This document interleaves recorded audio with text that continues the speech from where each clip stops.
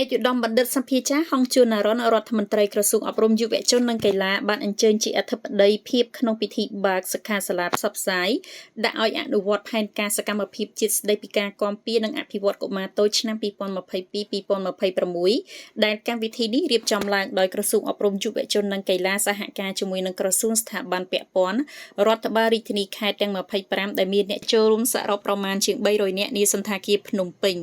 ឯកឧត្តមពុទ្ធសមិទ្ធអគ្គលេខាធិការនៃអគ្គលេខាធិការដ្ឋានគណៈកម្មាធិការជាតិគាំពារនិងអភិវឌ្ឍកុមារតូចបានជម្រាបជូនអំពីរបាយការណ៍ផែនការសកម្មភាពជាតិស្តីអំពីការគាំពារនិងការអភិវឌ្ឍកុមារតូចនេះដែលបានដាក់ចេញជាអត្ថិភាពសំខាន់ៗចំនួន5សម្រាប់រយៈពេល5ឆ្នាំខាងមុខដោយទី1ផ្ដល់ឱកាសសម្រាប់ការអប់រំកុមារតូចប្រកបដោយគុណភាពសមធម៌និងបរិយាបន្ន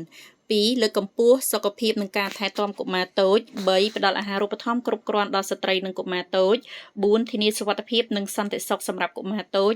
និងទី5ផ្ដល់ការថែទាំដែលឆ្លើយតបទៅនឹងតម្រូវការនៃការគាំពារនិងអភិវឌ្ឍសម្រាប់កុមារតូចថ្លែងបើកសិក្ខាសាលាផ្សព្វផ្សាយផែនការសកម្មភាពជាតិស្តីអំពីការគាំពារនិងអភិវឌ្ឍកុមារតូចឆ្នាំ2022-2026ឯកឧត្តមបណ្ឌិតសភាចាហងជួនណារ៉ុនរដ្ឋមន្ត្រី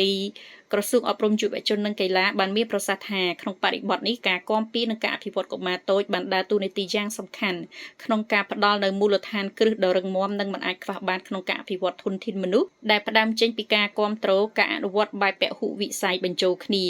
ជាក់ស្ដែងការស្រាវជ្រាវជាច្រើនបានឲ្យដឹងថាកុមារដែលទទួលសេវាគាំពារនិងឆ្លងកាត់ថ្នាក់មត្តេយ្យសិក្សាតែងតែចូលរៀននៅសាលាបឋមសិក្សាដោយជោគជ័យហើយភាគច្រើនរៀនចប់ថ្នាក់បឋមសិក្សាដោយពុំមានការត្រួតថ្នាក់និងមិនបោះបង់ការសិក្សាឡើយចាប់ពីថ្ងៃចាប់កំណើតរហូតដល់អាយុក្រោម3ឆ្នាំគឺជាអំឡុងពេលដែលមាតាបិតាត្រូវផ្ដល់អាហារូបត្ថម្ភឲ្យបានគ្រប់គ្រាន់ដើម្បីឲ្យកោសិកាខួរក្បាលមានការលូតលាស់បានល្អព្រោះក្នុងដំណាក់កាលដំបូងនេះប្រសិនបើពួកគេមិនបានទទួលនៅបំណិនមិនមែនពុទ្ធិបានទាន់ពេលវេលាដូចជាសមត្ថភាពផ្នែកអារម្មណ៍ EQ ដោយមានការទទួលខុសត្រូវនិងស្មោះត្រង់សមត្ថភាពផ្នែកសង្គម EQ ដោយមានការទំនាក់ទំនងល្អជាមួយនឹងអ្នកដទៃភាពជាអ្នកដឹកនាំនិងធ្វើខ្លួនជាពលរដ្ឋសកលនិងសមត្ថភាពនៃការទទួលភាពអត់ធ្មត់និងព្យាយាម EQ ដោយមានការជឿជាក់ដែលនឹងនាំមកនៅភាពជោគជ័យពេញមួយជីវិតរបស់ពួកគេឯកឧត្តមបណ្ឌិតសភាចារដ្ឋមន្ត្រីបានបន្តទៀតថាហេតុនេះហើយយើងត្រូវតែរួមគ្នាផ្លាស់ប្ដូរផ្នត់គំនិតបិតានិងអ្នកពាក់ព័ន្ធក្នុងការវិនិយោគលើកុមារតូចដើម្បីឈានទៅសម្រេចគោលដៅនិងចក្ខុវិស័យរបស់រាជរដ្ឋាភិបាលកម្ពុជា